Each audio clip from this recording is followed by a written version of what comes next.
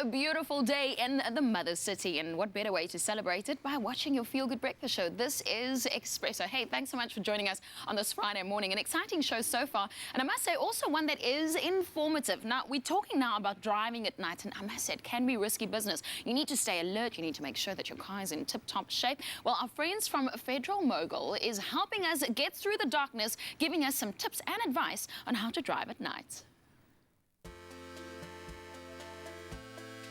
Safe driving includes adhering to the rules of the road, being responsible towards your fellow road users, and ensuring your vehicle is properly maintained for driving in day or nighttime. You need to have maximum awareness whenever you are driving, whatever the conditions.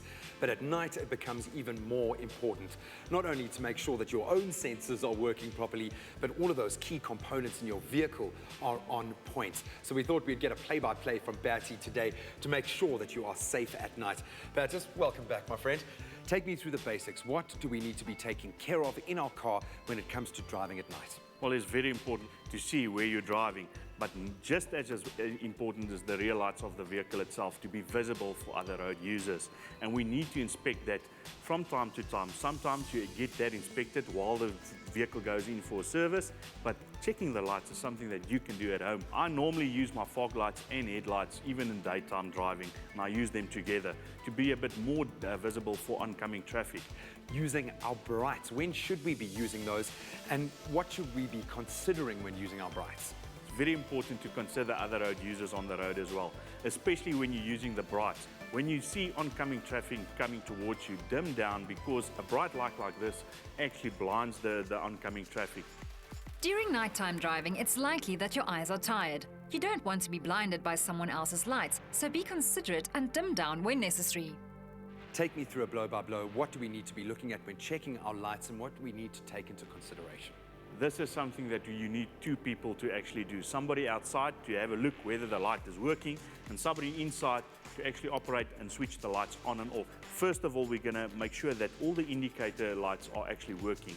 Headlights, we're going to use dim and bright, ensuring that both that options is actually working on the lights.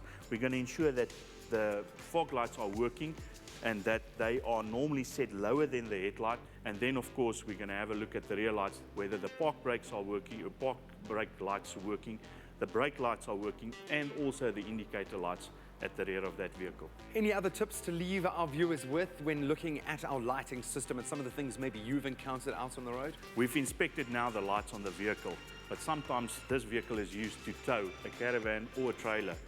Always make sure that all the lights are actually working on that as well. Other road users won't be able to see what you're doing, and ensuring that the lights are working, you're making the roads safer at the end of the day.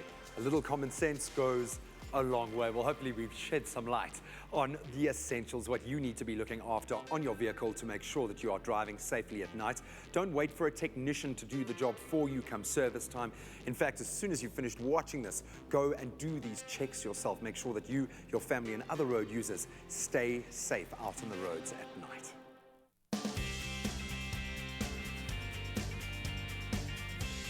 You're in control with Ferodo.